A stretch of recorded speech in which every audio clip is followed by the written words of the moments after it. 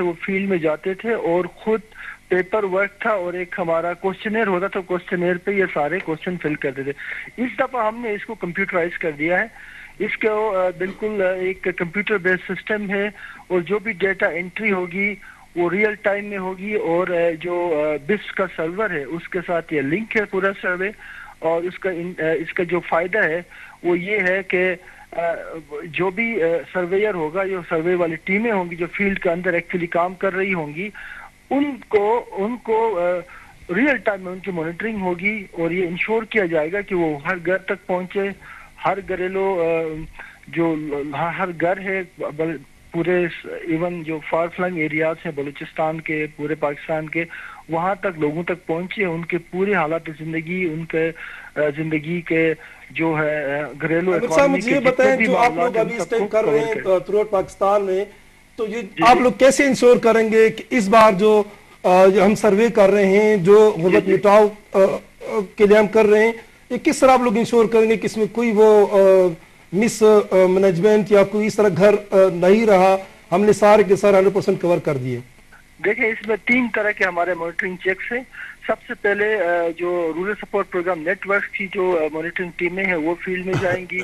پھر ہمارے rural support programmes ہیں، ان کے اپنی ٹیمیں ہیں، وہ جو زمین پہ اس پروگرام کو امپلیمنٹ کر رہی ہیں وہ ساری مانیٹرنگ کریں گے. جو بے نظیر انکم سپورٹ پروگرام کا نیشنل سوشل اکنامک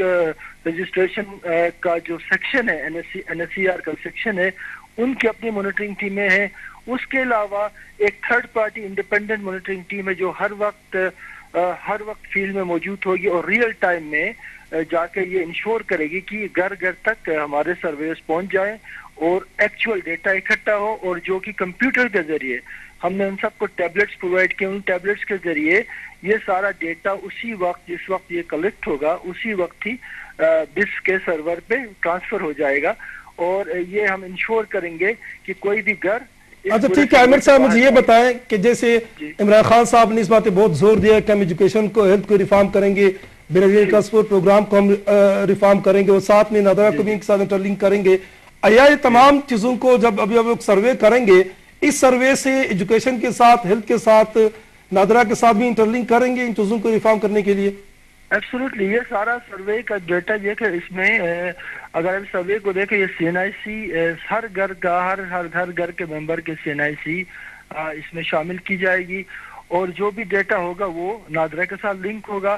دوسری بات یہ کہ اس سروے کے اندر بہت سارے انڈیکیٹرز ہیں. یہ صرف لوگوں کی غربت جاننے کا معیار نہیں ہے بلکہ لوگوں میں خوشحالی کے گھروں میں کتنی ہے، کتنے لوگ ایسے جو غربت کے لکیر اوپر ہیں، کتنے لوگ ایسے جو الٹرا پور ہیں، کتنے لوگ ایسے جو کم غریب ہیں، اور بہت سارے لوگ ایسے جن کو تعلیم سے، صحت سے ایکسیس سے یا رسائی ہے، اور اتنے لوگ، بہت سارے لوگ ایسے جن کو بنیادی سہولیات مہیا نہیں ہے. وہ سارا ڈیٹا جو ہے اس سروے کے بعد اکٹھا ہوگا. جب یہ سارا سروے ہوگا، یہ سارا ڈیٹا اکٹھا ہوگا تو حکومت کو، جو موجودہ حکومت ہے اس کے لیے بڑی آسانی ہوگی اپنی پالیسی کو نہ صرف غربت کے حوالے سے پالیسی کو مرتب کرنے میں بلکہ تعلیم کے حوالے سے، صحت کے حوالے سے اور ایون نیوٹریشن کے حوالے سے جو قومی پالیسی مرتب ہوگی اس میں اس سروے کا ایک بہت اہم کردار ہوگا. اور یہ جو ڈیٹا ہم اکٹھا کر رہے ہیں، یہ ڈیٹا کی بنیاد پہ ایک ویل انفارم اور انکلوسیو سوشل پالیسی بن پائے گی پورے پاکستان کے لیے. اچھا عامر صاحب، ابھی ہم یہ کہہ سکتے ہیں کہ جو ابھی سینسس ہوا تھا پاکستان میں،